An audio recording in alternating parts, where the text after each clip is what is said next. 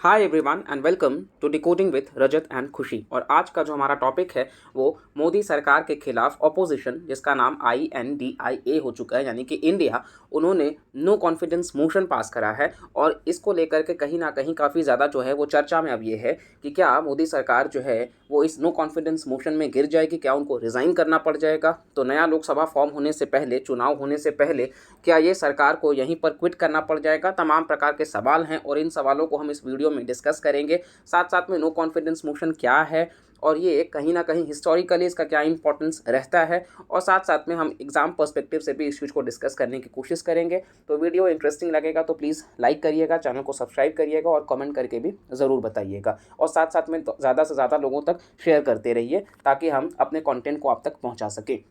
चलिए तो स्टार्ट करते हैं। बेसिकली अपोजिशन पार्टी के ही एक लीडर हैं जो कि असम से बिलोंग करते हैं, गौरव गोगोई नाम है उनका। तो उन्होंने लोकसभा में 26 तारीख को जो है वो स्पीकर ओम बिरला को एक नोटिस पास करा है, जिसमें बेसिकली उन्होंने नो कॉन्फिडेंस मोशन की बात करी है। दैट टू कि जो सरकार रूलिंग है कहीं ना कहीं उनके खिलाफ हम ये पास कर रहे हैं क्योंकि मणिपुर के मैटर को वो शांत कर पाने में विफल रहे हैं। खास तौर से उन्होंने प्रधानमंत्री नरेंद्र मोदी को टारगेट किया है कि वो ज़्यादातर क्यों नहीं जवाब दे रहे हैं, क्यों सरकार ये कह रही है कि हमारे होम मिनिस्टर से आप पूछिए लेकिन प्राइम मिनिस्टर से नहीं। और इस चीज़ को लेकर के मणिपुर के ऊपर हमने एक बहुत ही सुंदर वीडियो करा है, तो प्लीज़ आप जाकर के चैनल पर चेकआउट करिएगा और उस वीडियो को पूरा देखिएगा, आपको समझ आएगा कि क्या मैटर है। और साथ साथ में ज़्यादा से ज़्यादा लोगों तक शेयर करिएगा ताकि हम वैसे कंटेंट जो बनाने में बहुत मेहनत लगता है, आपका प्यार ही उसको ज़्यादा से ज़्यादा सपोर्ट करा सकेगा। तो आप इस इनिशिएटिव के साथ रहेंगे कि हम कंसिस्टेंट हैं, आपका प्यार भी कंसिस्टेंट रहे। तो चलिए स्टार्ट करते हैं। बेसिकली आप देख सकते हैं नो कॉन्फिडेंस मोशन जो है वो पास हो चुका है। ओम बिरला ने एक्सेप्ट भी कर लिया है, क्योंकि स्पीकर एक्सेप्ट कर सकते हैं, डिक्लाइन कर सकते हैं, लेकिन यहाँ पे एक्सेप्ट कर लिए हैं। अब इसके बारे में अब हम जान लेते हैं कि क्या है। बेसिकली अगर आप देखोगे तो आर्टिकल 75 का जो क्लॉज 1 है भारतीय संविधान का, वो कहता है कि जो काउंसिल ऑफ मिनिस्टर्स हैं वो रिस्पॉन्सिबल है हाउस ऑफ द पीपल को, यानी कि लोकसभा को। अब नो कॉन्फिडेंस हो या कॉन्फिडेंस हो, संविधान में कुछ भी मेंशन नहीं है। ये रूल्स 198 में मेंशन है, rules of procedure and conduct of Lok Sabha में, कि एक मेंबर को रिटन नोटिस देना पड़ता है 10 बजे से पहले, और इसके बाद में स्पीकर उसको पढ़ेंगे और अगर वो एक्सेप्ट करते हैं तो 10 दिन के अंदर अंदर उसको माना जाएगा कि सबमिटेड है, और वो एक डेट देंगे जिस पे डिबेट एंड डिस्कशंस होगा। और अगर ये जब भी पास कराया जाएगा तो अपोजिशन पार्टीज़ के 50 मेंबर्स का सपोर्ट होगा। वैसे तो लोकसभा की स्ट्रेंथ की बात कर ले तो 543 मेंबर्स का है, जिसमें से कोई भी मेंबर, इवन जो रूलिंग पार्टी का मेंबर है वो भी नो कॉन्फिडेंस मोशन ला सकता है। लेकिन नो कॉन्फिडेंस मोशन जब भी पास होगा और अगर वो पास होने के साथ साथ में जो रूलिंग पार्टी है उसको रिज़ाइन करना पड़ जाएगा। आज़ाद भारत से अब तक यह 28वां बार रहा है। इसी के साथ साथ में बेसिकली अगर हम देखें तो नो कॉन्फिडेंस मोशन जो है वो सबसे पहले 1952 में पहला लोकसभा फॉर्म हो चुका था,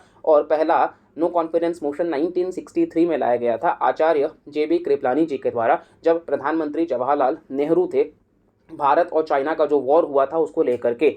और इसी के साथ साथ में सबसे ज़्यादा जो नो कॉन्फिडेंस मोशन है वो श्रीमती इंदिरा गांधी, यानी कि उनके समय में 15 बार लाया गया। और वहीं इकलौते 2 प्रधानमंत्री जिनको रिज़ाइन करना पड़ा नो कॉन्फिडेंस मोशन पे, वो एक तो मोरारजी देसाई जी हैं और दूसरे अटल बिहारी वाजपेयी जी हैं। तो इनको रेजिग्नेशन तक करना पड़ गया। इसी के साथ साथ में सबसे लंबा जो बहस चला, क्योंकि ये जो बहस होता है इस बहस में लाल बहादुर शास्त्री जी के साथ में आपको देखने को मिल जाएगा। और अभी के लिए आप देखेंगे तो हाउस को जो है वो एडजर्न कर दिया गया है। यहाँ पे आप देखेंगे तो हाउस को एडजर्न कर दिया गया है।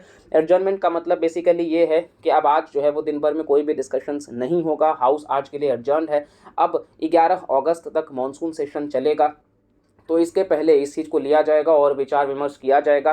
खैर स्ट्रेंथ की बात कर लेते हैं तो 543 में 330 सीट्स जो हैं वो बीजेपी लेड एनडीए गवर्नमेंट के पास में है, यानी कि मेजॉरिटी उन्हीं के पास में है। और अपोजिशन यानी कि जो इंडिया है उनके पास में 140 सीट्स ही हैं। बाकी के 60 सीट्स जो है वो ओडिशा और आंध्र प्रदेश जैसे स्टेट के जो लीडर्स हैं उनके पास हैं, जो डायरेक्टली इनडायरेक्टली कहा जाता है कि वोटिंग के समय बीजेपी का साथ निभाते हैं। तो कुल मिलाकर के ये पूरा का पूरा नो कॉन्फिडेंस मोशन है। और इसी के साथ साथ में एडजर्नमेंट क्या होता है इसको भी हमने समझा है।